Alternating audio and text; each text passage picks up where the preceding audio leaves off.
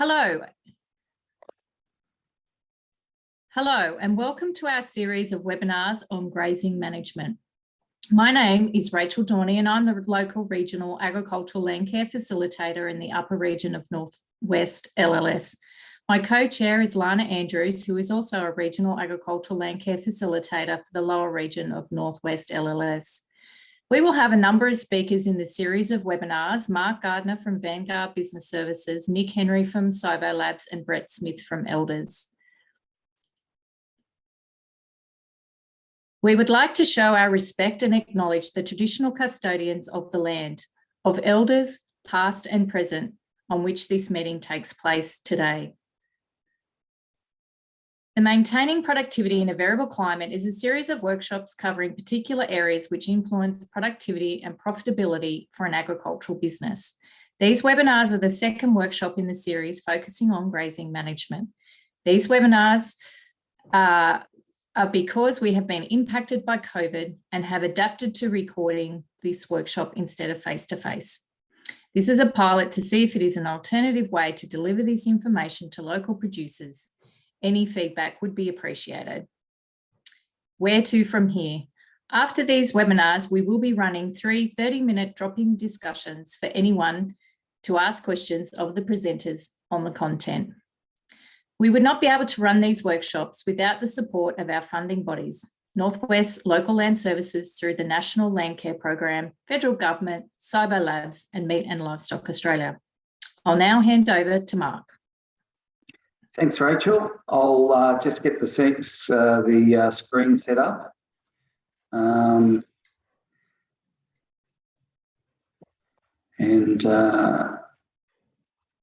Off we go.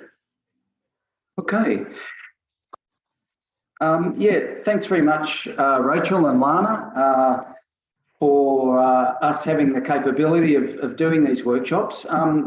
As Rachel said, we did plan to do them face-to-face, but just with COVID and that, it seemed a real challenge getting everyone together. So what we tried to do is to run these short webinars followed by some discussion groups, forums, and we hope that that will enable the information to get out to a wider group of people. So we're really interested in your feedback.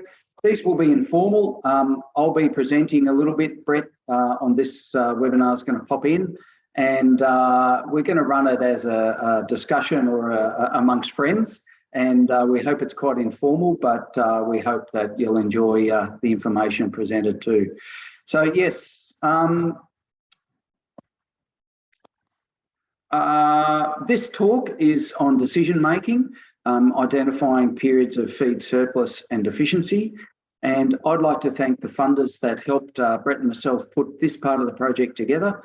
The Northwest Local Land Services, Meat and Livestock Australia through the Walgett PDS group that they've supported, and of course Elders B&W Rural, Walgett and Brett's organisation too, who've been great supporters of the EID type project, and also the work we've done with Cybo Labs with the satellite.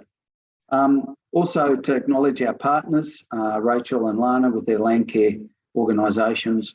And I'm coming to you off Wiradjuri country, so I pay my respect to elders past, present and emerging through the great Wiradjuri nation. So just a couple of points. We're going to talk a little bit about some of the key principles for success. And I think one of the first things that we're talking about when we're thinking about monitoring the feed base, grazing management, making decisions around times of feed surplus or feed deficiency, the first question we have is, what is our overarching goal? What are we trying to achieve in our business? And I think that needs to be of a holistic type context. The people, the landscape, the natural capital, the financial perspective, and also the productivity of the farm. So it needs to be holistic in nature. And I think it needs to be values-based too, about the things that are important to us.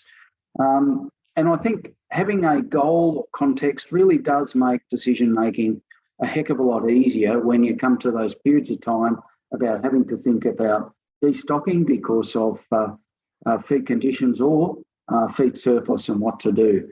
And often I think some of the challenges in making those decisions can be because we're not clear on what it is we're trying to achieve in the business. So now's a good time to put a bit of work into that because, we do have a lot of feed around, seasonal conditions are good. It's best to do that when you're not under pressure rather than when you're under pressure. So it's a great way of creating unity and cohesion amongst the people in the business, being clear on what it is that you want to create going forward in the business. Sounds basic, but I think it's a really important first place to start. The next point I'd like to make is, and we'll show you some information about how we can monitor, particularly remotely. But one of the important things to understand is monitoring is just information. It doesn't make decisions for you.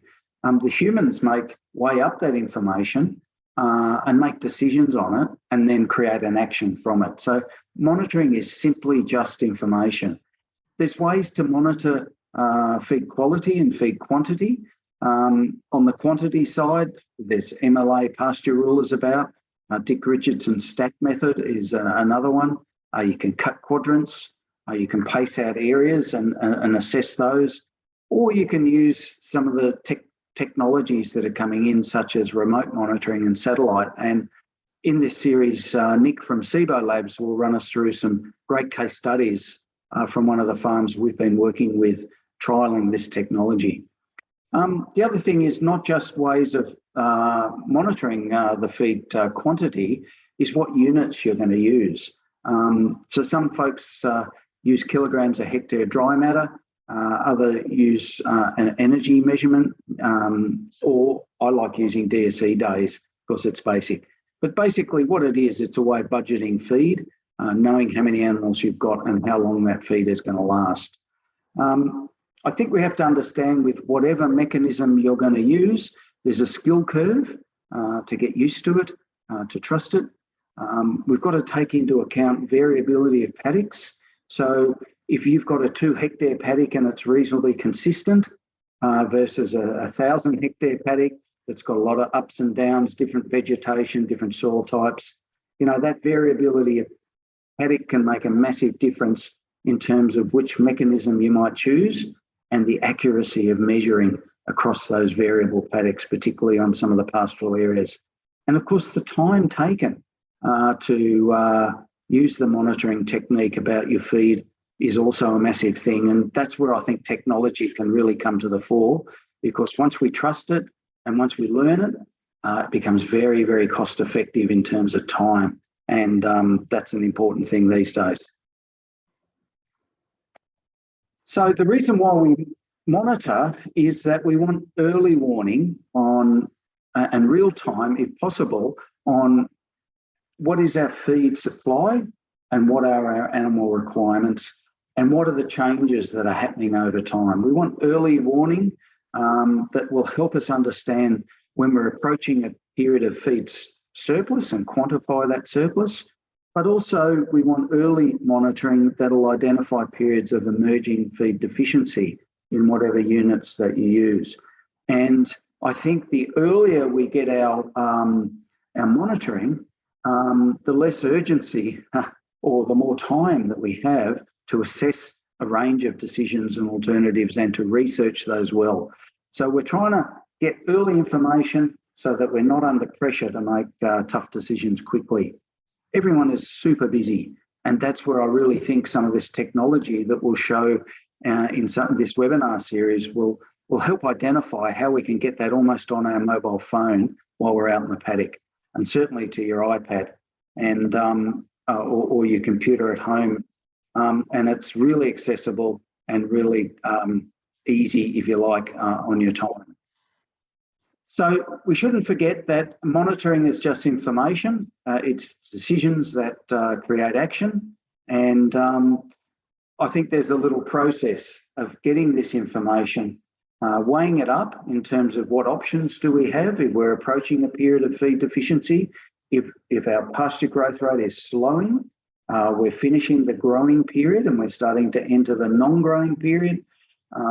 That a lot of the satellite monitoring will show you that very early.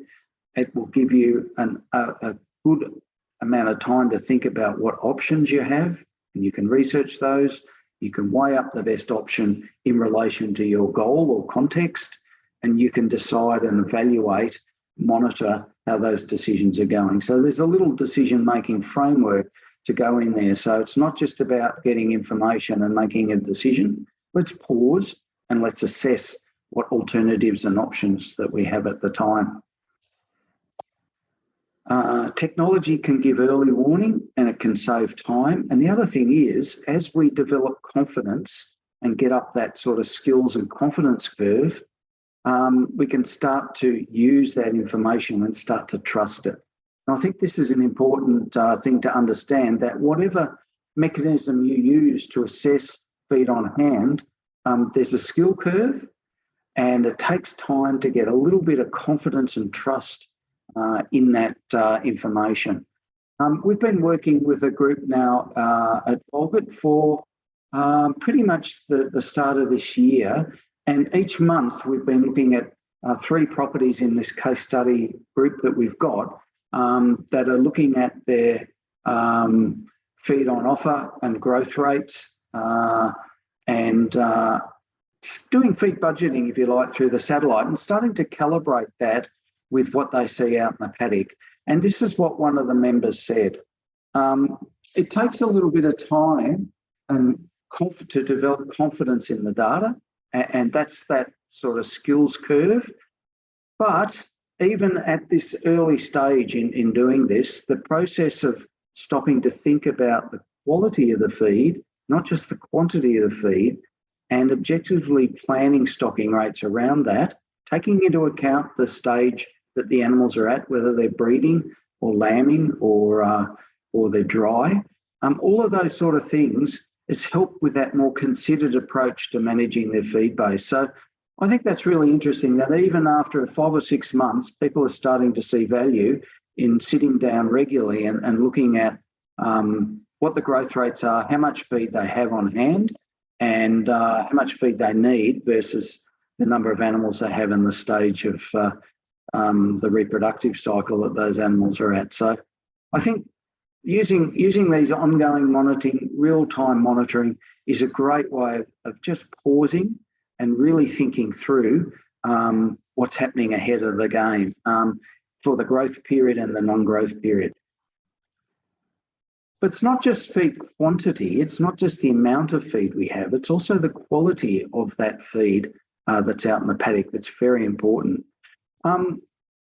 Brett and myself with our group out at Walgett, we've been using some of the feed testing, Feed Central, which is available as a commercial feed testing organisation, to actually grab some samples, take some photos of those samples and get feed test results back. So we're starting to calibrate the quality of feed and nutritional value. And we can understand that in context for what the animal's needs are sort of now and into the emerging future. So for ewes, if they're approaching that sort of last 6 weeks of their pregnancy cycle, or if they're in that early sort of lambing period where nutritional requirements are really high and really important, then we want to make sure we've got feed in the paddock that's going to support them. And we want to calibrate our eye as to what is that feed quality like. And that's where I think doing a little bit of feed testing can really help and really help you assess what's there. And, you know, if the feed requirements aren't sufficient, then we can start to do some supplementation or other things. We've also worked with quite, over the last sort of 5 or 6 years, a number of nutritionists. And look, it would be my strong advice is to really start to engage with nutritionists and really get a good handle on your livestock nutrition based around your pasture feed base. And, you know, your pasture feed base is the cheapest feed. So we really want to make the best value we can and supplement that if we need to. And if you enter into a period of more full feeding, then again, it's really essential that you get a nutritionist, because they can sit side by side and start to look at rations and do the cost benefits for you and generate alternatives at the time. If pasture growth is slowing, I think some of our technology, such as the satellite, can give us some really early warning that our pasture growth rate is slowing down, and then time is our friend. With early information, we've got options. With later information, like driving around and seeing things change, particularly with livestock condition, sometimes it's too late. So that's why that early monitoring is really important. With later information coming through, time becomes the enemy, and it puts a lot of pressure on you, can reduce some alternatives. So it's better to get information early so you've got great time on your side to match carrying capacity and the feed available within your own context and taking into account your goals for the future in the business. So, Brett, I might hand it across to you, because one of the things that's really important is if we can use technology to assess the feed base and the quantity and do some feed testing for the quality of the feed, if we do have to reduce numbers, there's a question.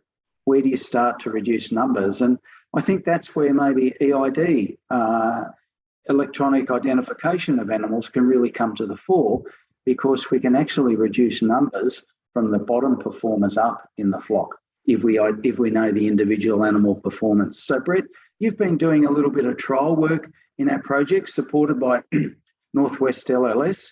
How have you found the EID technology, and where's this little demonstration trial up to? Yeah, thanks, Mark. Yeah, since the start of this year, we've been involved, myself with the Northwest LLS and Mark, doing some trials around implementing some EID technology on farm, predominantly in sheep breeding enterprises. So we've got a meat-based Dooney flock at Walgett, and then a wool-based sheep, ewe flock at Somerton, closer to Tamworth. And we're just starting off getting the basics right, measuring some fleece weights and body weights and condition score pre-joining and then post-joining. And then we're going to gather some scanning data, like preg scanning data as well. That's been held up a little bit with the wet weather. Scanning has been held up on both places, so we're still waiting there to get that in. And we were hoping to do twins and singles and getting that, but we may be past the twinning window. So yeah, so it's not perfect, but it's just a great start to learn where to implement this technology and start gathering some data in these better seasons when the pressure's not on. So your full genetic performance is being demonstrated.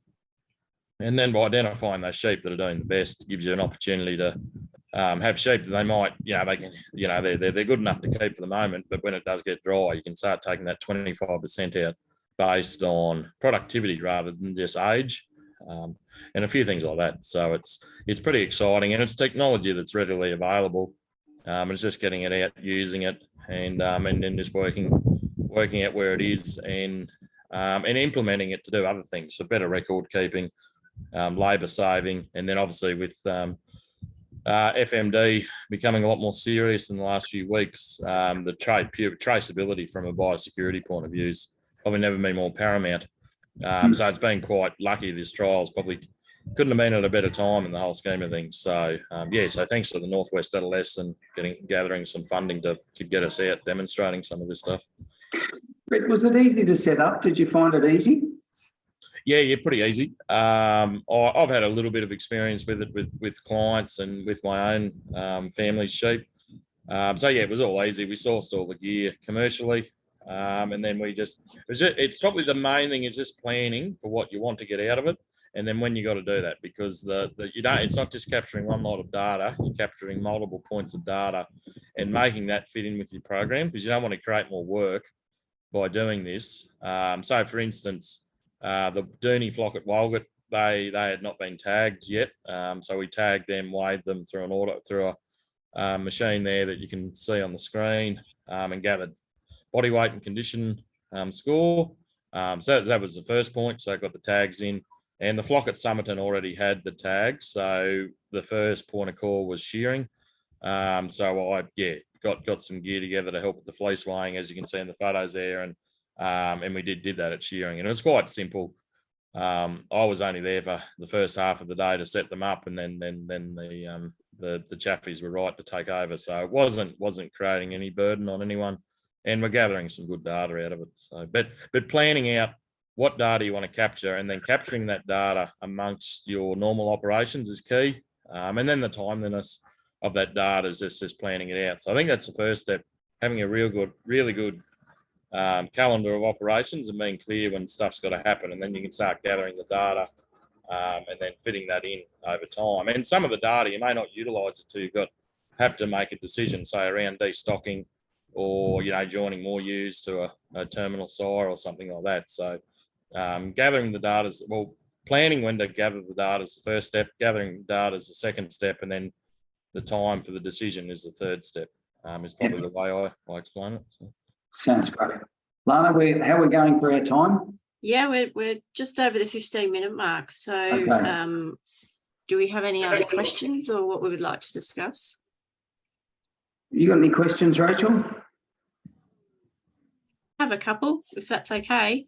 Go for it. With the technology in particular, sounds fantastic, and I wasn't aware of that, Brett, what you're up to out there. And I was just wondering, is there training for landholders to support them in both using the technology but also interpreting that data? Particularly, Mark, you're talking about that monitoring of pastures. So it's great to get data, but then interpreting that and using that for your decision making, I imagine that needs some sort of support or training.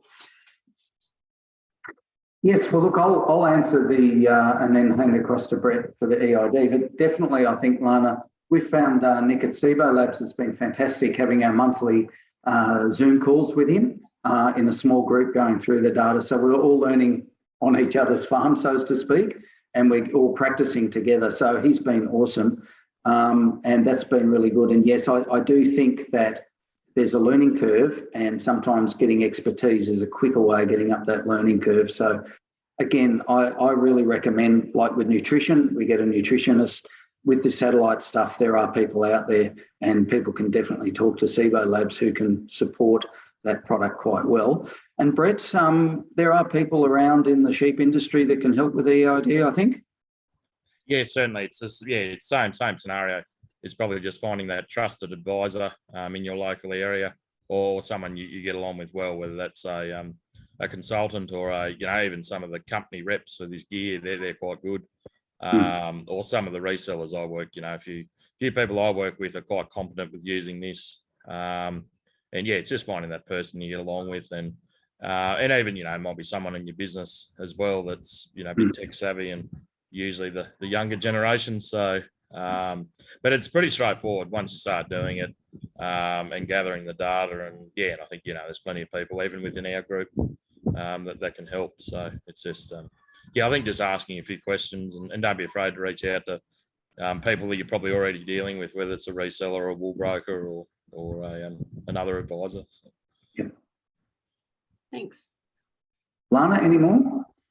No, I have no more questions. Rachel, do you have any questions?